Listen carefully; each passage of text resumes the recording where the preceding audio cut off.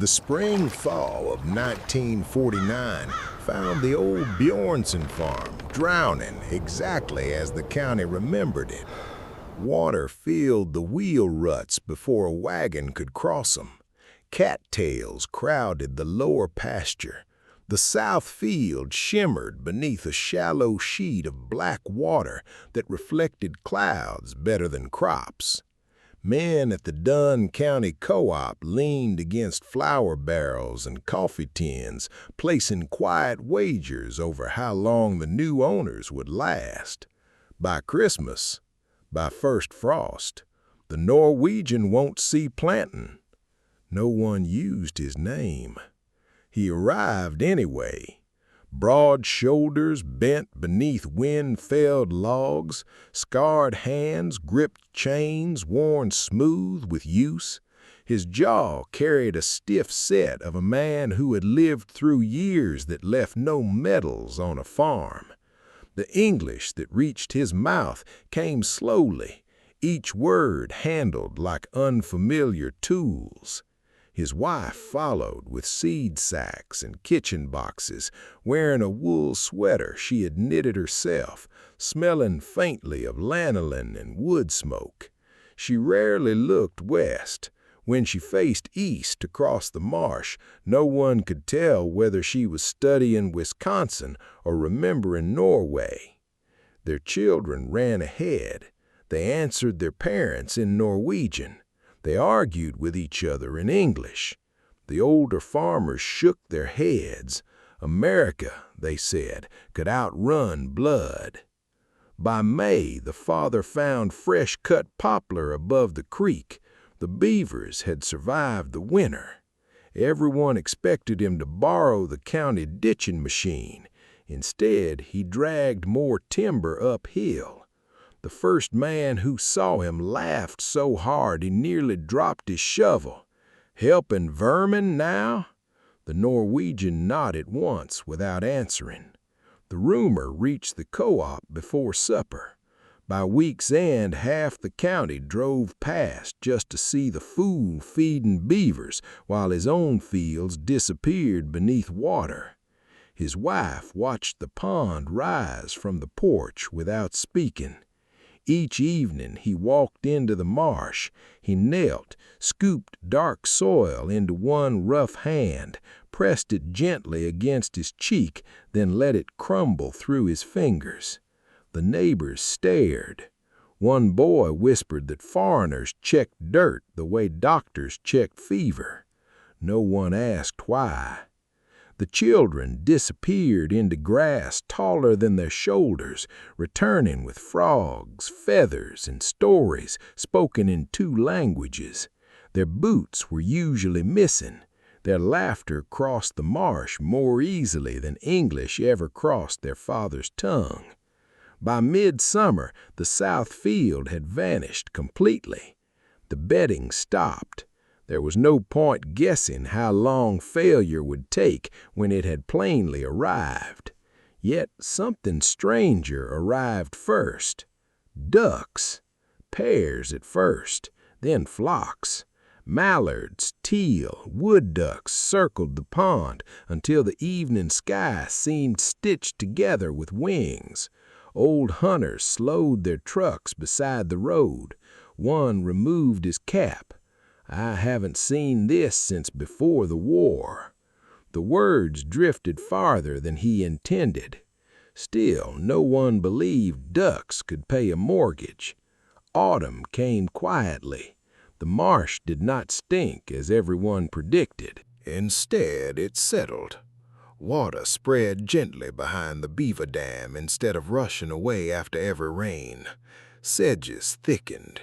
Frogs sang longer into October. The father hauled one more log to the creek, where the beavers accepted it without ceremony. One night, a trapper arrived carrying steel traps. "They're ruining your place." The Norwegian stood in the gate. The trapper lifted one trap. The father rested both scarred hands on the fence rail. No threats passed between them. Only silence. After a long minute, the trapper lowered the trap, climbed back into his truck and drove away, shaking his head. The wife remained on the porch until the taillights disappeared. She said nothing. Winter erased the arguments beneath snow. The pond became glass. Children from neighboring farms skated across it before anyone asked permission. They shouted English into the frozen air, while the Norwegian children answered in both languages without noticing they had switched. One afternoon, the father sharpened his scythe, though no grass stood above the snow. The stone whispered along the blade with practiced rhythm learned long before Wisconsin had entered his life. The youngest boy asked why. His father handed him the whetstone. The boy tried. Metal squealed. Both of them laughed. It lasted only a moment, but even the wife smiled before turning back toward the white marsh. Spring of 1950 arrived differently. Water withdrew without vanishing. The ground beneath remained dark instead of gray. When the father pressed a handful of earth against his cheek, it clung there before falling away in rich black crumbs. Worms surfaced where none had been seen the year before. Neighbors noticed. They pretended not to. The first cutting came late. Hay rolled over the mower in heavy waves. Windrows rose knee-high. Children vanished inside them completely. Their heads remained hidden while their voices floated above the grass, while their heads remained hidden. A farmer from 3 miles away climbed the fence. He never finished. He simply reached down, grabbed a fistful of hay and weighed it in both hands as though testing gold. Word reached the county office. On a still August morning, 18 months after the family first arrived, the county agent drove through the gate carrying a notebook already opened. He removed his hat, looked across the pond, looked again. The figures written inside his notebook no longer matched the land before him.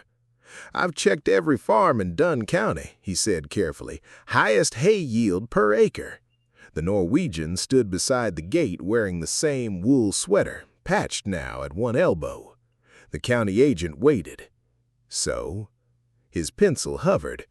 "What did you do?" The father answered with neither English nor Norwegian. He lifted the latch, opened the gate, pointed toward the water. The county agent walked slowly to the pond. A beaver surfaced, carrying fresh willow branches nearly as long as itself. It slipped through the black water without hurry, disappearing beneath the lodge before the man could write a single word. Only then did he notice the creek no longer flooding violently after rain. Only then did he notice the deep roots binding the banks. Only then did he notice the meadow beyond, breathing beneath the wind instead of drowning beneath it. The notebook remained blank. That evening, the family stood together at the pond's edge. The children were barefoot, their feet buried in American mud that yielded softly between their toes. They chased dragonflies, speaking English until they reached their parents, then Norwegian without stopping to think. The wife watched the water. The fjords she never mentioned were thousands of miles away. This pond reflected the same evening sky. A beaver crossed the surface, leaving one clean line through the dark mirror before the ripples disappeared into stillness. The father stepped beside his wife. His scarred hand settled lightly on her shoulder. Not a hold, not a claim, only a touch, careful and brief, the way a man touches a gate after it has finally stopped sticking. The pond gave back the sky in one dark sheet. The beavers disappeared beneath it. The children stood with their toes in the edge of a country they had inherited in 2 languages and 1 season at a time. And in the co-op windows where the old jokes used to gather like smoke, no one was laughing anymore. Finally, the world will always gather at the co-op to wager on your failure. Let them. Their laughter is merely the sound of minds too small to recognize the architects already at work beneath the surface. Do not drain what drowns. Watch it. Do not kill what the county calls vermin. Defend it. Kneel in the mud long enough to learn that the blackest soil clings longest to those who wait.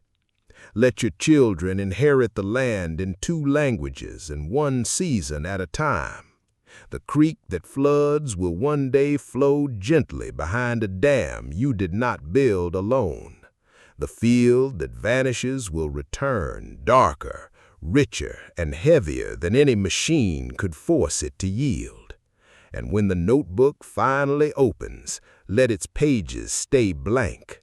The highest harvest is not written in figures.